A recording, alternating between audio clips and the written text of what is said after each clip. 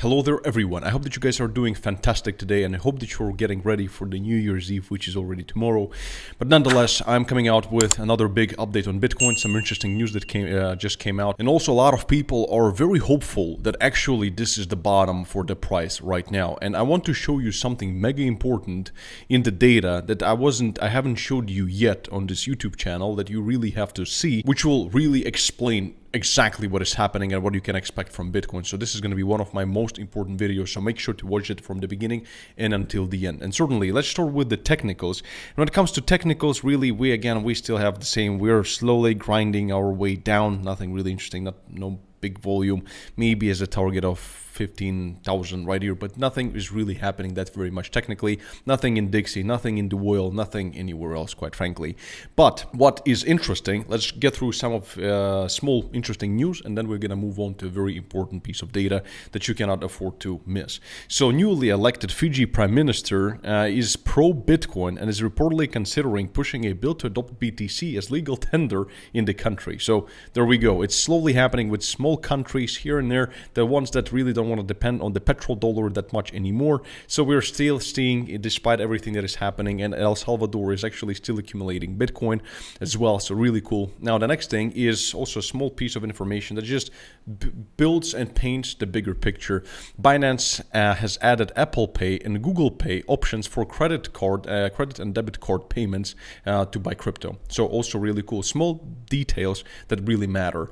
Next thing is this right here, which is going to lead us into the most important piece of data I really want to share in this video. So everything bubble is bursting, and right now actually we are currently seeing a potentially worst year for US stocks and bonds since 1932.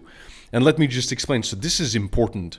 Focus right now. I know it's holiday season, but focus. This is important. US bonds have experienced their worst year in centuries. What? Centuries. And US stocks pulling back nearly 20% since 2022 actually began. So as of November 30th, a Financial Times report noted that a traditional portfolio consisting of 60% stocks and 40% bonds will have seen its worst performance since 1932, when the US in the midst of the Great Depression. So this is what, these years, and we're currently standing right here. So this is pretty terrible. So based on this, and the reason why I'm showing you all of this, a lot of people are saying that, oh, we've hit the bottom, it just cannot get any worse. So remember, I'm going to link a video right here, which I recommend you watch it. It's a very important video as for my initial prediction that we could see some kind of a relief rally and then another big dump. And a lot of people are saying that, Thomas, we're at the bottom, your prediction is not going to be correct. And again, watch that video to understand exactly what I'm saying. But what I think is more important for you to understand is not how bad everything is, but rather what are the probabilities of it actually getting even worse. And that is something I'm going to show you in just a second. But before I do, guys, remember that if you want to be trading actively, you need a platform you can trust. And me personally, I'm trading over on BitGet. And if you use my link down below in the description of this video, you can claim up to $8,000 in initial deposit bonuses. And also, if you use my link and you trade on BitGet, you'll get free lifetime access to my exclusive trading community over on Discord. There's also a link down in the description of this video, and basically all you have to be a deposited trader over on BitGet, and you'll get access to my free signals, and every single trade that I'm taking personally, you'll be able to see that trade. So it's really easy to join with your UID. All the instructions are in Discord, so go join it. And also, if you use my link to sign up with BitGet, you'll be getting a 10% cash back on the trading fees, which looks like this. Every time you take a trade, you'll get a cash back back into your account. So even a break-even trader will actually make money at the end of the day, which is incredible. Okay, so now let's talk about the chances of us actually going into a recession, because quite honestly, a lot of people are saying that, well, right now we're actually seeing the inflation. Let me find it right here. So basically CPI, it went from 7.7% down to 7.1. Certainly we are seeing some kind of a reduction in inflation. However, guys, just wake up. Please wake up, because we are even though it's going down, we are extremely far from the target inflation rate. So this is what brings me into this whole article right here, which is very big and very important. It's posted by Econometrics. So, and basically it's about how fast is the inflation coming down. And this is what is going to answer your question as to what is going to happen with Bitcoin in 2023. So let's take a look. So some of the people who told you that inflation was transitory are now bragging about how fast inflation is coming down and how good of a job Federal Reserve is doing, because right now we're saying lower inflation, unemployment is not rising, and we've seen this, so unemployment is still steady. We're not seeing any recession, and the only cost we had to pay is a correction in some overheated financial assets. And that's it. We're at the bottom. Booyah, beautiful. As it says here, yada, yada, yada. All right, but it's a...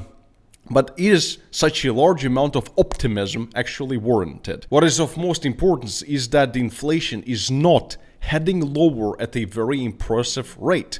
So here is a simulation of how inflation could come down from its current top based on similar situations from the past 80 years. So here is this chart. I know it's complicated, so let's just make it simpler for ourselves and let's read the conclusion. So what this chart is saying is that so far this inflation cool down has been very typical of what would you normally expect.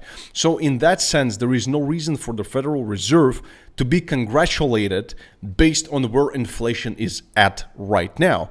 And the thing is, there is no direct correlation between the inflation level and the unemployment rate. And this is what we're actually going to see historically here in different recessions and different tough situations in the market. There was no correlation between inflation and unemployment. So here again, now let's make it a bit bigger like this. So here again, maybe it's a bit premature to say that Fed is masterfully executing their plan.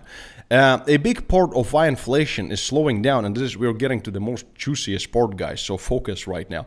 A big part of why inflation is slowing down is that energy prices have hit a plateau. So they actually went down like oil. We've seen what is happening to oil. It's gone down by like 40%. Those are an input in every other good and service, as well as being a direct cost to consumers. So the easiest way to see that is to compare headline and core inflation. Core excludes food and energy items. That means it only captures the secondary effects of expensive crude oil. So basically what we want to see here is that we want to see what is happening to the inflation, which Fed actually controls. And the blue one is the one that Fed actually controls, and the red one is the one that Fed actually doesn't control. So it includes the oil price and the price of fuel and energy, and it's going down. Beautiful. But look at what's happening to the one that Fed actually has control over, and it's core inflation, and it's still staying very high up, guys and girls. This is terrible. This chart right here is just terrible. So the Fed can influence prices only to the extent that it can create conditions for lower demand from consumers, which is again core inflation. But that's not what's helped with the recent downtrend in inflation. You know, again, blue, it's not going down. Red is going down. Most of it is a consequence of lower energy prices, which the Federal Reserve does not control. As the author here says, I know that a lot of investors anticipate a recession in 2023. That leads to some people doing the calculus that a recession is already priced into the risk assets. And as he says here, that maybe it is and maybe it's not.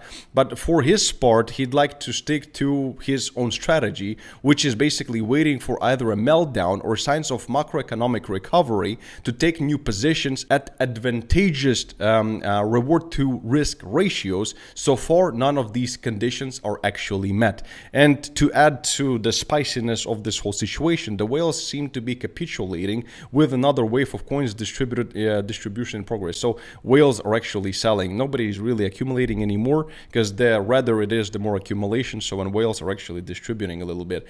So quite honestly, what this whole thing actually means, that, you know, us being very happy about this potentially being the bottom just because it's really terrible already, it's not the case. Because Federal Reserve, if we're going to actually pay attention to the core inflation reading, then we will see that inflation is not really heading down as fast as we wanted. So that means that Fed potentially will keep the interest rates high for too long and subsequently will drive us into a recession in the next year. And as I mentioned in one of my very important previous videos, if that's going to be the case, then we could potentially see a small relief rally, because Fed is going to pivot at some point when they're going to see that the economy is taking a shit, like the high unemployment. But then usually when the Fed pivots, this is the time for another huge huge crash just historically. And this data that I just showed you in this video is spelling the same kind of a trouble that we've seen in so many previous instances. Therefore, the chances right now of this being the bottom remain at best 50-50. But if I were to make a guess, I would still bet more on a fact that we potentially throughout 2023 would see lower prices in Bitcoin and just in equities and high risk assets. So I know it sounds bad, but I hope that what I showed you here, you understand exactly why I predict this and why I think it's going to be the case. Guys and girls, check out this tutorial right here so that you know how to trade Bitcoin in a smart way with proper risk and money management. And as always, make some noise in the comments. Peace and love. Thomas Krallo. Stay smart, stay rich, and I'll see you tomorrow before 2022 actually ends. Bye-bye.